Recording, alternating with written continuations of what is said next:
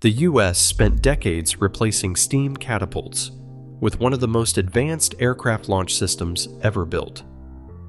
Electromagnetic catapults promise smoother launches, less maintenance, and the ability to launch everything from lightweight drones to heavy fighter jets. Now, in 2026, the Navy has been ordered to prepare to go back to steam. Why? A flight deck measures only a fraction of a standard land runway. On a conventional airfield, heavy military jets have thousands of feet to build speed. At sea, they must generate enough lift to fly before they run out of deck. To bridge this gap, aircraft rely on a catapult, a mechanical link that provides massive acceleration over a short distance. The system connects directly to the aircraft. A metal launch bar attached to the nose gear drops down and locks into a moving shuttle. This shuttle, sitting in a slot on the flight deck, grips the aircraft and pulls it forward at extreme velocity. For more than 60 years, the U.S. Navy relied on steam to power these shuttles, establishing a highly reliable method for launching heavy aircraft into the sky. The heart of this system is the C-13 steam catapult. High-pressure steam begins in the carrier's nuclear reactors, traveling through insulated pipelines to large accumulator tanks beneath the flight deck. These tanks store the steam until pressure reaches between 445 and 515 pounds per square inch. When the catapult officer triggers the launch, control valves snap open, releasing a massive burst of pressure into twin parallel cylinders running just under the deck. This steam drives two large pistons forward along a 310-foot track. A metal arm extends from the pistons through a narrow slot in the deck to pull the launch shuttle. As the aircraft reaches takeoff speed, a water brake system halts the pistons at the end of the stroke, resetting the mechanism for the next run. Decades of continuous operation built institutional trust. Catapult crews and specialized maintenance personnel understood the system's familiar behavior and predictable failure modes, guided by standardized procedures. If a valve leaked or a seal failed, technicians knew exactly how to diagnose and repair the issue at sea. This reliability, however, came with a heavy logistical footprint. The carrier's lower decks carried miles of high-pressure piping, complex hydraulic controls, and steam lines requiring constant manual inspection. Steam physics also limited how finely acceleration could be adjusted when launching aircraft of widely different weights. To overcome these mechanical limitations, the Navy introduced the Electromagnetic Aircraft Launch System, or EMALS, for the Gerald R. Ford class. Instead of using pressurized steam to push a piston, EMALS operates like a high-speed magnetic train.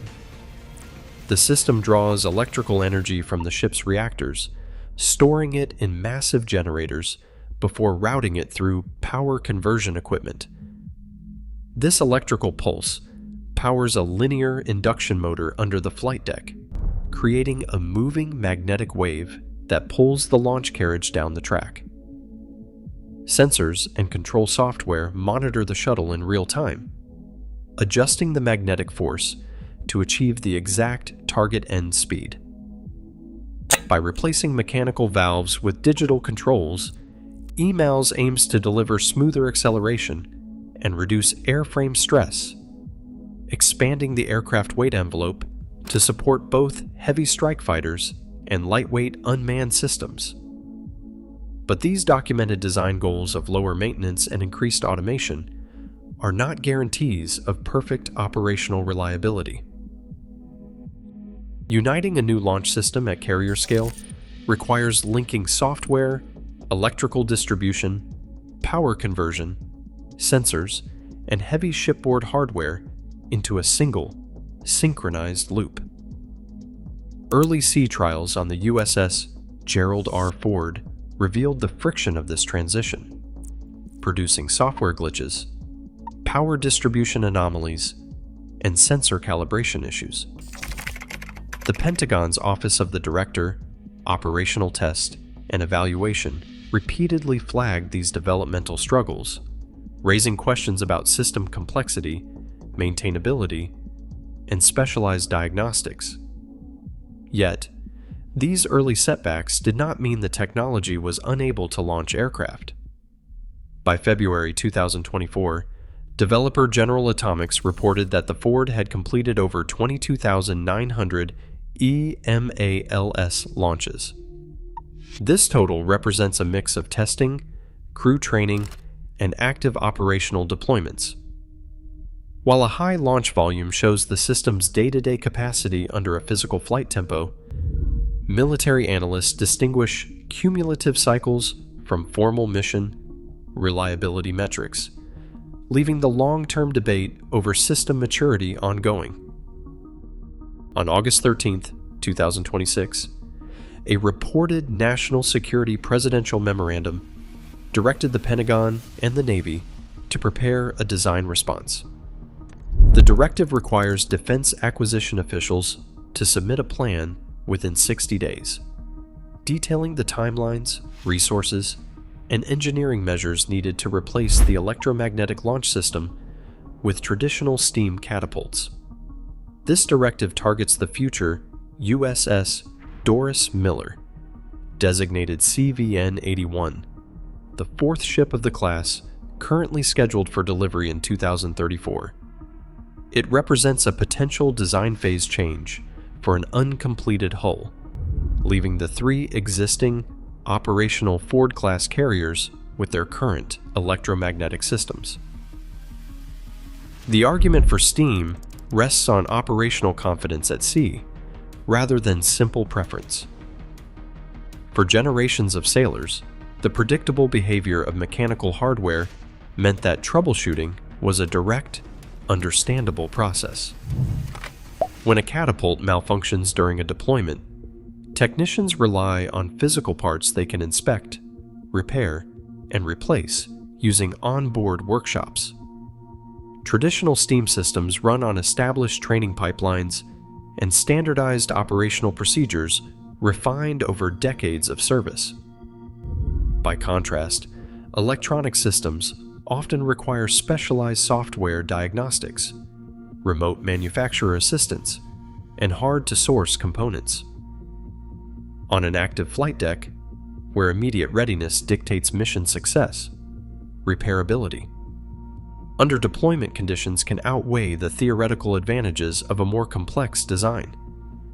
Newer is not automatically better when complexity creates difficult maintenance burdens. The Gerald R. Ford class architecture was designed from the keel up around the electrical footprint of EMALS.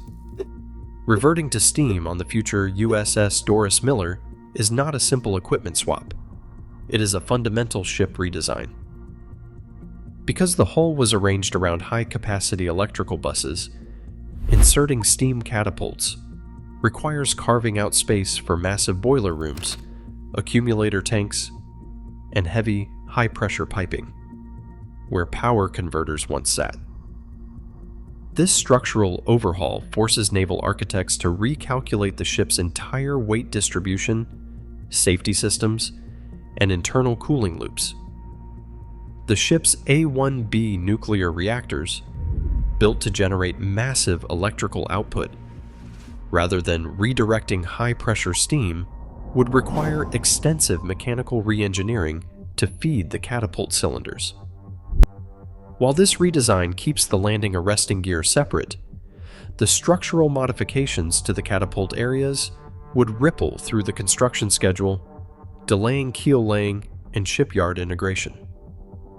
Will the return to proven steam technology save the Navy from reliability headaches, or will it compromise the future of carrier aviation? Share your thoughts below, and subscribe to TFL, The Fact Line, for more engineering analyses. A lightweight unmanned aircraft and a heavy strike fighter require entirely different launch energies. In a future carrier air wing with a wider range of aircraft, this precision becomes critical.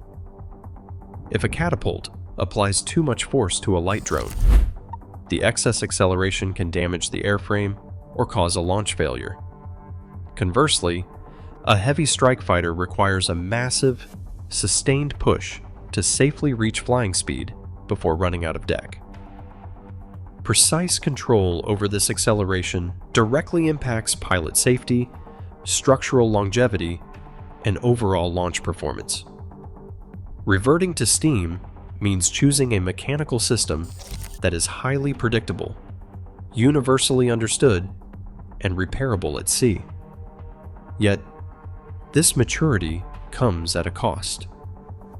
By returning to steam, the Navy may surrender the precise, software-controlled flexibility designed to launch a wider range of aircraft, leaving the ultimate balance between progress and reliability unresolved.